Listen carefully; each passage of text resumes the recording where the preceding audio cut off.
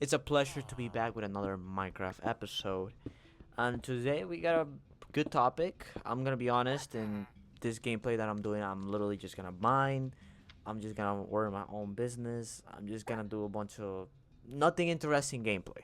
What is interesting though is something I'm thought that has been in my mind for a while. And it's that whether you know it or not, we're born with two fears: the fear of falling and the fear of loud noises. So the fear of snakes, animals, the fear of shame, the fear of risking things. I started thinking about it. I was like, holy cow, wait, hold up. You're telling me that these fears are made up. You're telling me that these fears that we so much take in our life, like social fear, I guess, the when you don't want to look ugly because other people's gonna say something, or because you want to, let's say you're in a date with a girl, right? And you usually don't give out like money to homeless people, but because you're with this girl you will do it. It's like social social pressure. Yeah, social pressure, that's exactly what it is. That when you fall for that social pressure, it's actually a fear that was created after you were born. You became, how do I say this, like, it's like a drug. It was given to you, it was added to your genes, to put it like that. Like, you weren't born with this specific problem. It's like when you get sick, you weren't born with, I don't know, the flu, but you can get the flu. And obviously you can't do anything, to not get the flu, because at one point it's gonna happen. We all get sick, and it's something that happens at least once a year. If you're lucky, man, it doesn't happen like once every 2 years. But I truly believe it happens to everybody at some point. Everybody at some point gets sick. So at the same way, everybody at some point will start having fears. And to me, it was so interesting, because nowadays we live like, so everything. It's so programmed. It's so inherited. It's what you learned, saw, and you took it. And I want to ask you today, have you ever thought about twice about these fears that you have? The loud noise that's going on around the world, the whatever Instagram put on you, whatever your friends put on you, whatever your parents put on you. Have you ever thought twice about it? Have you ever were like, hold up, why am I scared of social pressure? Like, that's one of the things. When I read this, I was like, holy cow, hold up, why the hell am I scared of social pressure? Like, I started thinking about it. I was like, all right, let me think about some historical figure that everybody knows about. And I was like, okay, George Washington, straight up, George Washington, right? Everybody knows that guy, the first president of the United States. And I was like, okay, how does he affect my life? Well, I mean, he was one of like the founding fathers of the United States. I live in the United States. Okay, that's it. It's kind of what his actions did.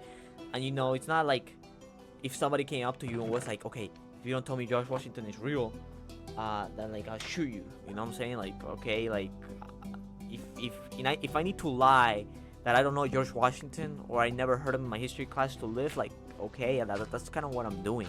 I do not care about George Washington's name that much.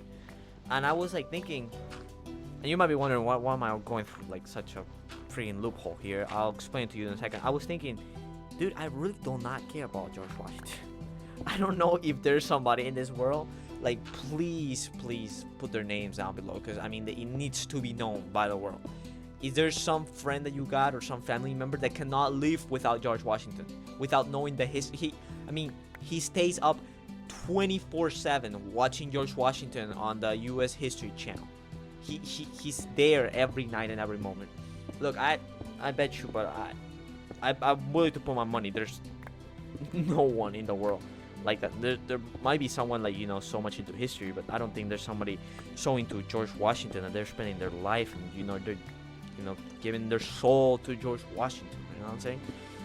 And so the social pressure, right? Like, I started thinking about it. I was like, dude, in 100 years I'm gonna be dead. Like, in 100 years, that girl, I'm embarrassed, because I got rejected by her. No one will care about that. Like, no one will ever care. Like, I'll tell you a quick story. One time, it was my freshman year, that I saw this, like, sophomore girl or whatever, and I like her, and I was like, yo, guys, I bet your ass I'm gonna talk to her. And I did. Just not the right thing, because back then, it was like, oh, you gotta have the lineup. So my lineup was, I was gonna come up to her, and I was like, how we live every day, right? But I don't think I can go one more day without you.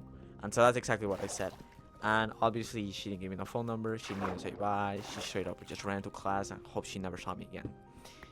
Awesome, right? I was always like, oh, she's gonna tell her friends. Everyone in the school is gonna know. Whether they knew or not, I still do not know. But, it doesn't play a big important role in my life. Of course, every comes into my mind sometimes, and my friends remind me of it. Sometimes it's just like, it happens, like, things like that will happen at some point. But I started thinking about it, and I was like, that doesn't play a significant role in my life anymore. Like, at one point it was like, dang, I got rejected my first time, and now it's like, I learned from that, and I don't really care about that anymore. And so, it was something, it's very relative nowadays. But there are things in my life, and I bet there's in yours too, that you are thinking about days on, days out. It's something that you cannot get out of your mind. It's something that you, like, in a constant regret, or trying to seek for a certain feeling, trying to seek for a certain moment, right? For most of us guys, we already know it's lust. Okay, it's like straight up, best way to put it, it's lust. And the reason is because we lack connection, so we try to look for connections in other places in our lives. But that's what I'm trying to get. There's a deeper meaning behind all of these fears and all of these reasons you're needing all these wants, to put it that way. There is a deeper reason, and I want to ask you today, what is the deeper reason why you have these fears? Okay? Whether it's social pressure, whether it's anxiety, whether it's thinking something bad is going to happen in your life, or I don't know what exactly it could be, but anxiety and being kicked out of society comes to mind the most, and it's like putting on my mind the most. And honestly, like, in 100 years from now, it won't matter, right? But we act like it matters. And so I'm starting to think, like, this is actually a jail cell. This whole programming, these whole things we learn, we don't doubt it anymore. We're trusting it with everything we got. And if you never thought about how your fears has impacted your life, I'm sorry to tell you, but it has become a habit for you. It has become part of you and your daily habits. The point that you don't even realize that you have them. You just trust them.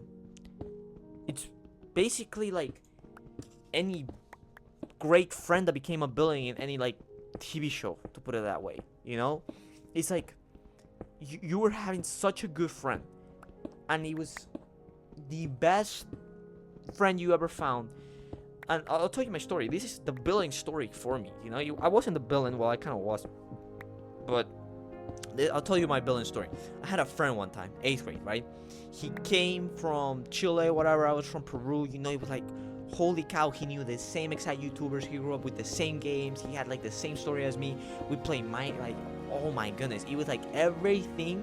It's like he was my lost brother, to put it that way. He was my lost brother. We hang out. We spend time. We talked about 8th grade things. Like, I don't know, stupid crushes and our world history class that we didn't understand.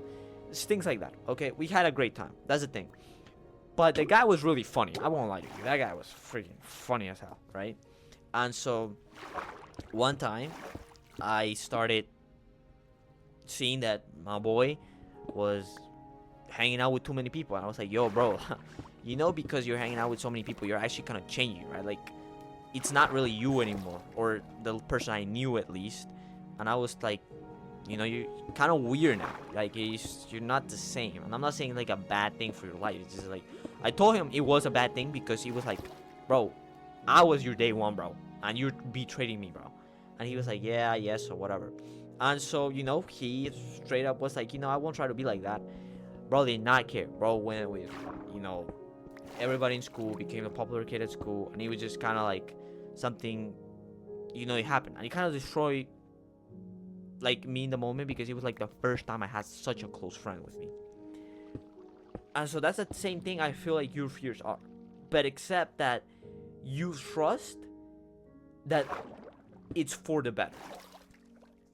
For example, let's say your friend is changing, and because you're afraid of losing him, like if I was afraid of losing my friend, I would have done everything to keep him instead of trying to do everything to get him on his right state of mind. And that's what we do with our fears nowadays. We try to keep those friends that are not the same anymore, and they don't work for, like, not that your friends should be working for you. That's not right. But, like, it's a mutual benefit when you have friends. You spend time with them, they spend time with you, you share things together, you'll grow together as a person, you'll share experiences as a person. It's a mutual benefit. And so what I'm trying to tell you is that once it becomes you try to do everything for their benefit, just for your little benefit, to put it like that, just because you're scared about something, you're gonna do everything to keep them. Now you're not even being authentic yourself, you're trying to be a fake version of yourself. And if you don't know where I'm getting with this, if I'm asking you, are you being fake in your life? Are you having these fears? Are you having these emotions? Are you having this way that you have acted in your life, these habits now that you have in your life? And I'm not talking about like habits like I was talking before, like just things that you just got used to, like fears. I'm talking about actual habits, actual things that you follow up every day and you do them. I want to ask you about that. Are you actually being authentic, or are you actually following whatever you're doing in your life? Ask it twice. Because it's not worth to know that you're gonna live your life, and in 100 years from now, the only person who's gonna care is you, wherever you go. Okay? I bet your grandkids would like to stay with the money you have. They won't really know you other than, oh, it was grandpa and grandpa was chill. They have to move on with their lives. So I want to ask you, if you want to live the most authentically life you can live, if you want to be real in your life, you have to ask these questions. And it might be not easy questions, and it might not be comfortable questions. But if you want to keep living a fake life, then by all means, go ahead and keep living a fake life. But I think there's a reason you clicked on it. There's a reason I'm telling you all these things. And I'm going to say, I don't think most things just come as mistakes. Sometimes, honestly, I do wish things don't come by at my life sometimes. But there will be clear signs that sometimes it's just meant for you. So it is meant for you or not, if it's meant for a friend, I still recommend to share this video. If you got this far, subscribe, leave a like, and yeah, see you next time. Bye.